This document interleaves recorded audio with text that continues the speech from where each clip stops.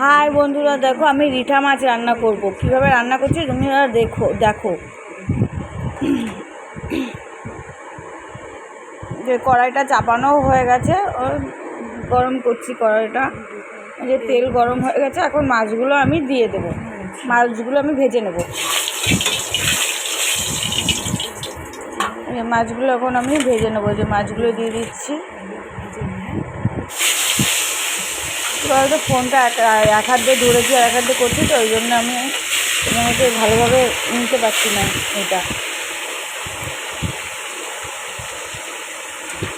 মাছগুলো যে দেওয়া হয়ে গেছে ভাজার জন্যে, এই যে ভাজা হচ্ছে।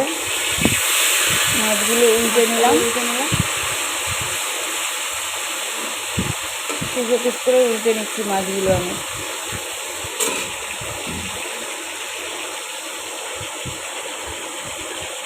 মাছগুলো উল্টে নিলাম। উপকরণ দিয়ে রান্না, এই যে পেঁয়াজ কুচি, আদা রসুন পেঁয়াজের পেস্ট করেছি। এবার ওটা টক দই,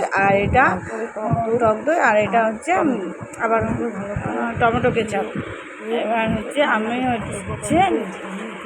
পেঁয়াজটাকে এবার ভেজে নেব ভালো করে। পেঁয়াজটাকে ভাজা দিয়ে দিলাম। পেঁয়াজগুলো দিয়ে দিলাম। দেওয়ার পর ভালো করে পেঁয়াজটাকে লাল লাল করে ভেজে নেব। ভেজে নেওয়ার পর আদা রসুনের পেস্টটাও দিয়ে দেবে। দেওয়ার পর ভালো করে ওটাকে নাড়বে।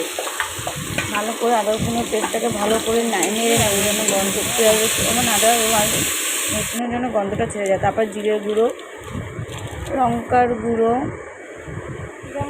তারপরে হচ্ছে এটাকে দিয়ে ভালো করে একটু নাড়বে। নাড়ার পর হলুদের গুঁড়ো দেবে। যে এবার আমি হলুদের গুঁড়ো দেবো। ওই যে হলুদের গুঁড়ো দিয়ে দিলাম। এবার গুঁড়ো দেওয়ার পরে আবার একটু নাড়িয়ে নেব। তারপরে লবণ দেবো। তোমরা স্বাদ মতন কেক যেমন লবণ খাও, স্বাদ মতন লবণটা দিয়ে দেবো। লবণটাও দেবো। লবণ দেওয়ার পরে ওই দেখো তোমাদের দেখাতে আমার এই অসুবিধা হচ্ছে। এক হাতে ধরে রেখে দিয়ে না দেখাতে খুব অসুবিধা হচ্ছে। লবণটা দেওয়ার পরে ভালো করে আবার নাড়িয়ে নিলাম। মশলাটা যখন তেল ছেড়ে আসবে, ভালো করে নাড়ানোর পর, তেলটা ছেড়ে আসার পর টমেটো কেচাপটা দিয়ে দেবো। দাঁড়াও তোমাদের দেখাবো। টমেটো কেচাপটা দিয়ে দিলাম। টমেটো কেচাপটা অসুবিধা হচ্ছে তোমাদের দেখাতে, বুঝতে পারছি। ভালো করে নাড়াবো। টমেটো কেচাপটা দিয়ে দেওয়ার পরে তারপর ভালো করে নাড়িয়ে টক দইটা দিয়ে দেবো। টক দইটা দিয়ে একটু টক দইটা দেবো। টক দইটা দেওয়ার পরে ভালো করে নাড়াবে। টক দইটা নাহলে কিন্তু কেটে যাওয়ার ভয় থাকে। দিয়ে ভালো করে টক দইটা নাড়াবে, একদম যেন দলা না পেকে যায়। ভালো করে নাড়িয়ে নেবে। ভালো করে নাড়িয়ে কষিয়ে নেবে। নাড়িয়ে কষিয়ে নেওয়ার পরে ভালো করে যতক্ষণ না মশলাটা জিনিসটা করে কষিয়ে নেবে। ভালো করে কষছে ততক্ষণ কষিয়ে নেবে। ভালো করে কষিয়ে এসেছে, দেখো সুন্দর তেল ছেড়ে এসছে।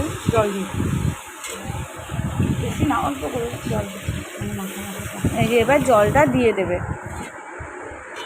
জলটা দেওয়ার পরে জলটা দেওয়ার পরে একটু রেখে দেবে।